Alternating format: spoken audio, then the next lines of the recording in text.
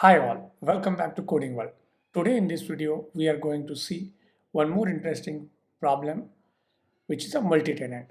So in this video, we are going to see how to create a multi-tenant microservice using a Spring Boot. In nowadays, this is a more oftenly used architecture and needed. Nowadays, this situation has been come into every software, every application. So we have to understand how we can solve this using a Spring Boot. In multi-tenant means we have a each tenant can be considered a separate user or separate customer, separate entity, which has a different data from its other entity, and they have no shared data between them. So if any customer is there, if you have application and we are using only one instance, suppose your software, your application, and we are keeping a separate data for each customer. So those all customer we consider as a multi-tenant, and we have to see how to and every customer we will be having a separate data, separate schema. So such types of scenarios, such types of requirement, how we handle using a Spring Boot, we are going to see in this video.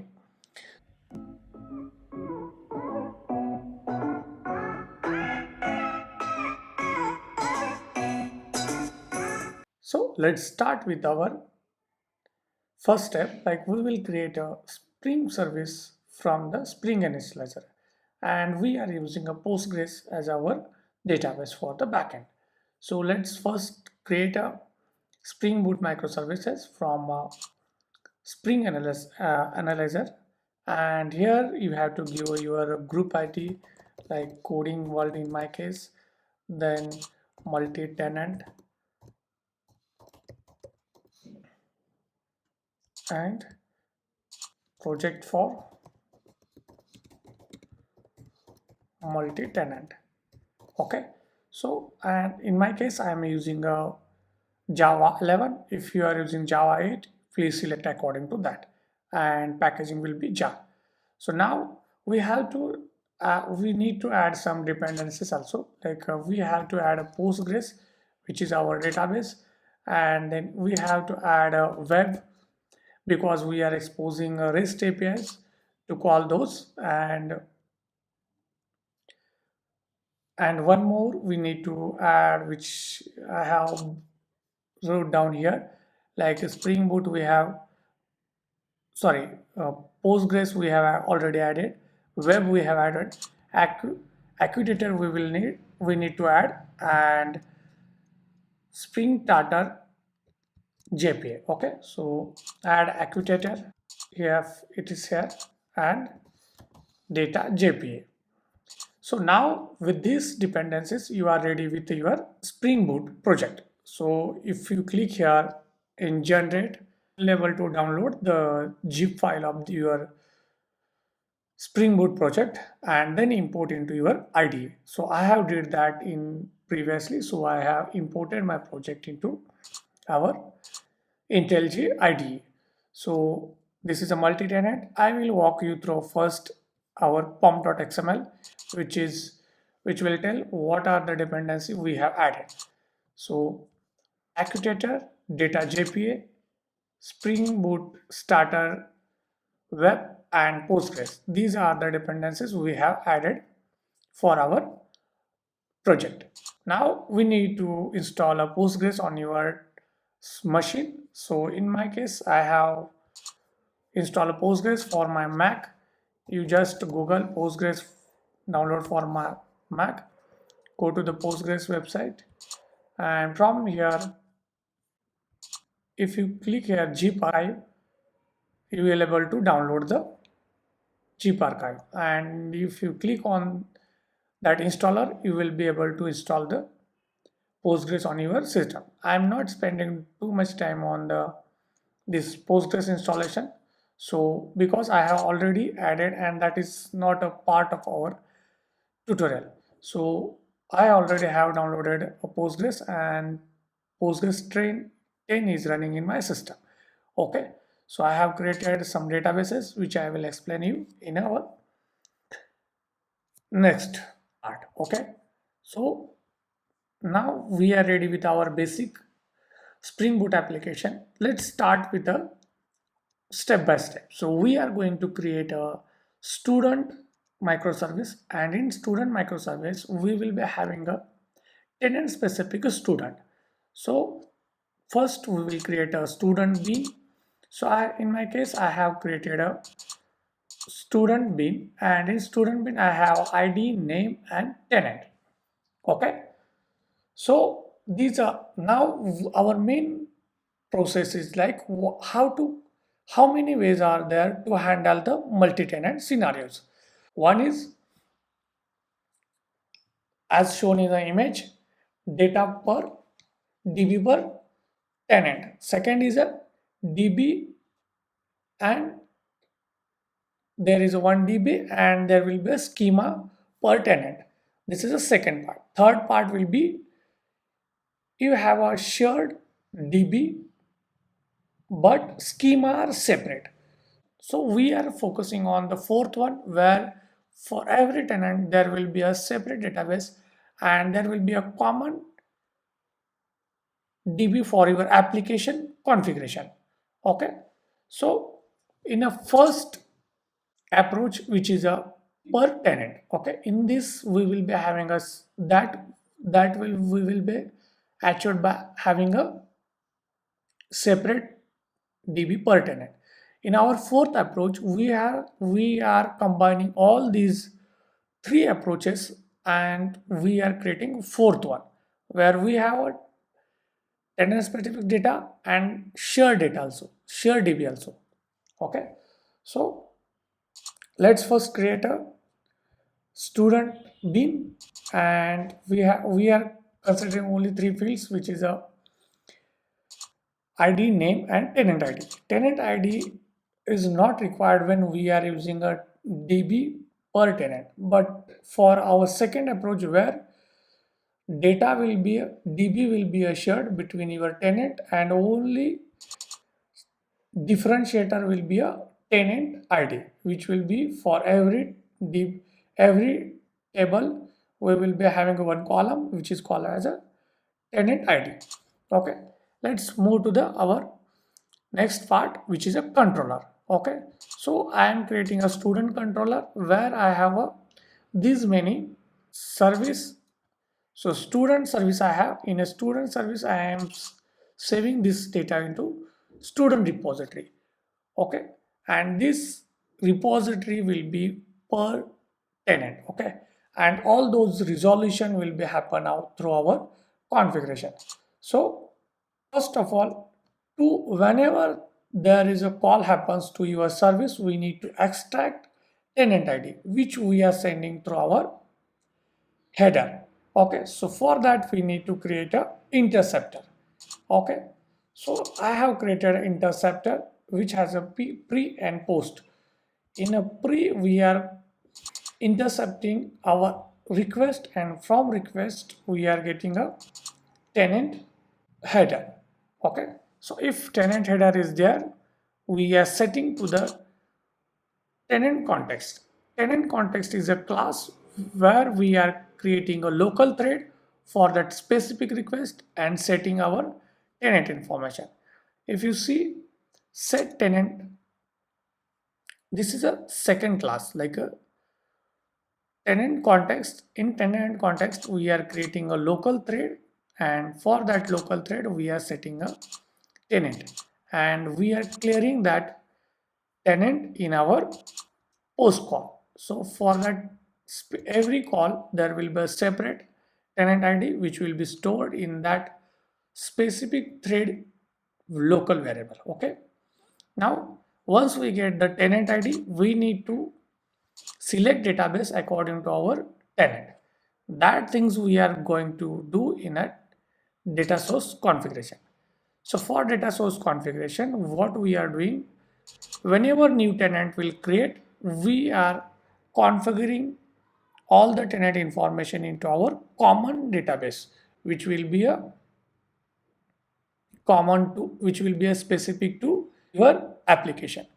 So here data source configuration, we have ID, name, URL, username, password, driver class, and initialize. Okay, so all those information, for those information we are creating a table which is a data source config, and in that data source config we are putting the all these information for the tenant. Now Hibernate configuration, this is a main important part where we are setting tenant specific connection whenever new request happens. Okay, so multi-tenancy, this is a class which is provided by a Hibernate JPA vendor adapter. This is a class provided by the Spring Boot.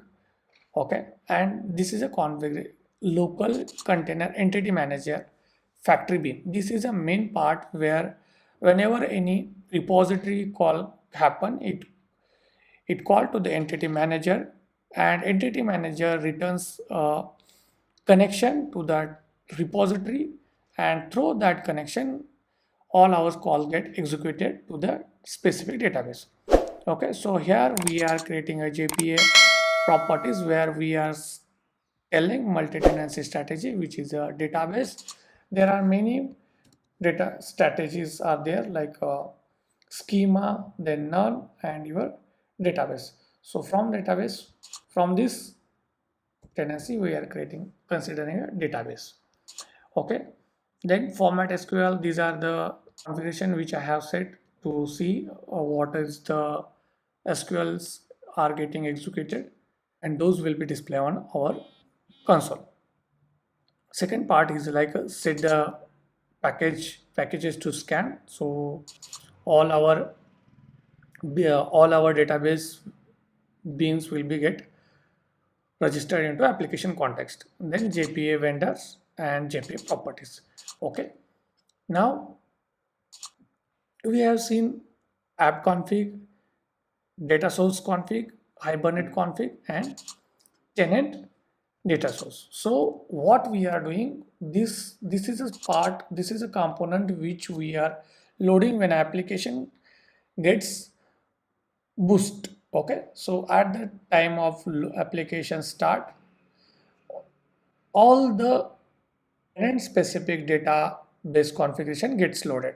So it will, once post construct we are calling a config repo, and from config repo we are creating a data source, and in that data source what we are setting all the information like a create data source, and in create data source we are setting the driver class, then username, password, and your URL. So I will show you those in our database. So this is a class, this is a configuration we which are required for our tenant to load tenant specific data. Okay, so now I will show you my database tables. So here we are creating a one common database for our coding world, which will be used for our application related configuration. So whenever new tenant will come, we will put that entry in our common database, which is our coding world. And in coding world, we have a data source config table. In that data source config table, we have a ID, name, URL, username, password, driver class, and initialize. Okay, so if we want, that is a flag. If we want to load that specific tenant or disable tenant, we will use that initialize flag, and on the basis of that we will load all those tenant entries at the time of our application start. Okay, so this is my database. In my database I have one common database which is a coding world, and for every tenant I have a tenant 1 and tenant 2.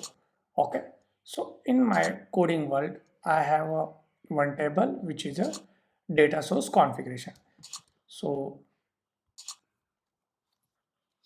select star from, I will show what are the configuration I have added in this data source.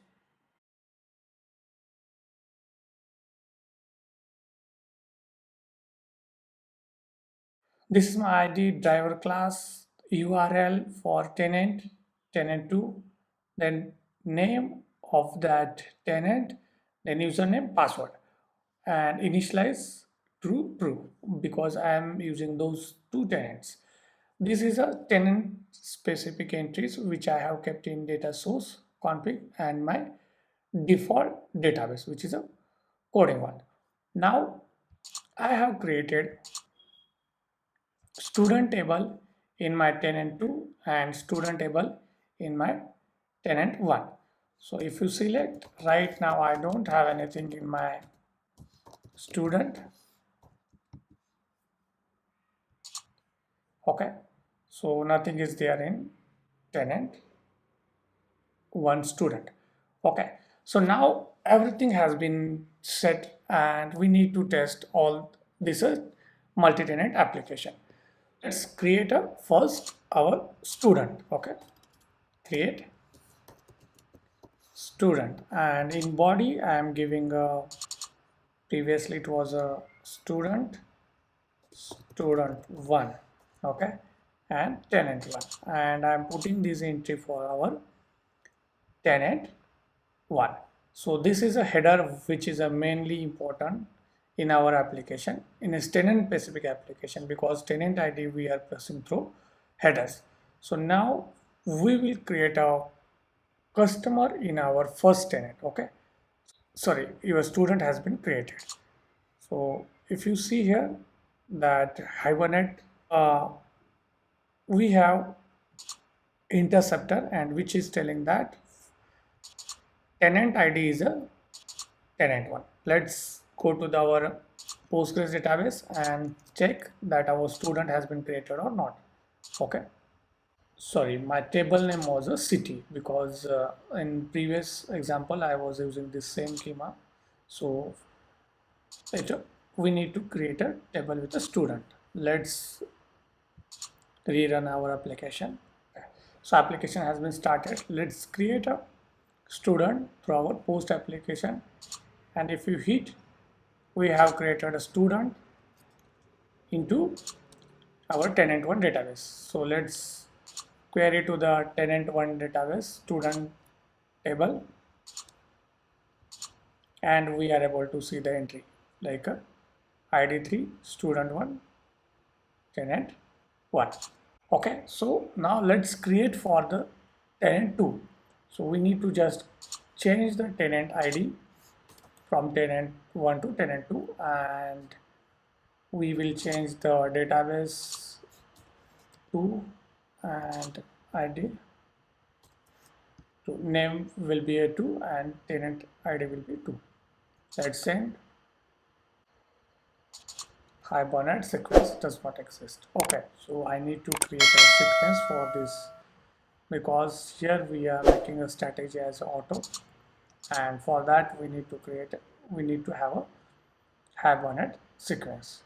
Yeah, let's create a Hibernate sequence. So if you see, we have did that for tenant 1, and this is for tenant 2. So let's create sequence. Hibernate sequence start with 1 and increment by 1, no minimum value, no maximum value. Okay, cache on. Let's run it, and we have successfully created the Hibernate sequence. Now our application we have restarted. Okay, let's restart it. Okay, and make this post API call. Okay, yeah, it has been successfully. That means we are able to store the student in our tenant 2. Let's do the query. Select star from student, and you will able to see the student to tenant 2. Okay, so now we are able to do the tenant specific operation, like post operation. For now we will see the get operation. Let's get the student information tenant specific. Okay, so I have a get APIs. So instead of student city, we will call student, and in tenant 2.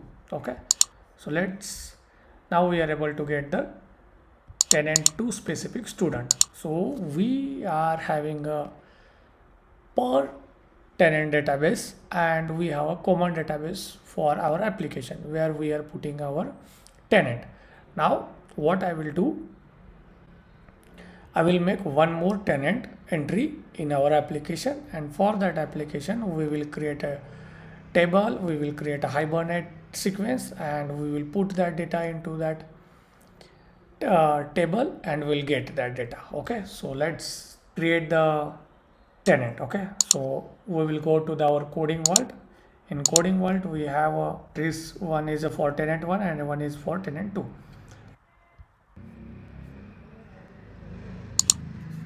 So this will be a 3, and our driver name will be a Postgres SQL.driver, then our URL. Okay, so we are inserting third tenant. Let's check it again. Okay, we have a 3 tenant, tenant 1, tenant 2, tenant 3. Now let's create a one tenant 3 database, and we will create a student tenant 3. Okay, in tenant 3 we will create a one table which is our student table we have created. Then we will create our Hibernate sequence.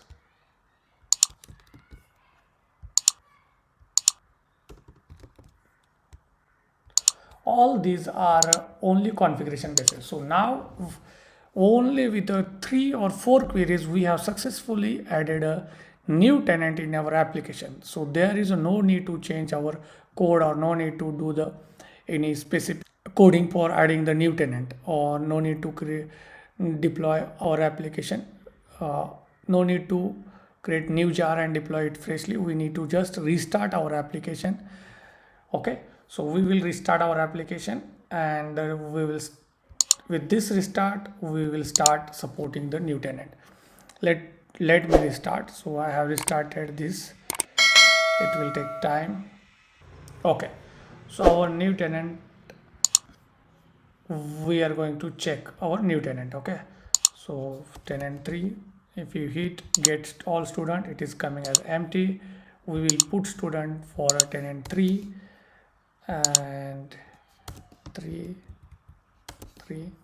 If we post, we are successfully able to insert the student in our tenant 3 and get those student.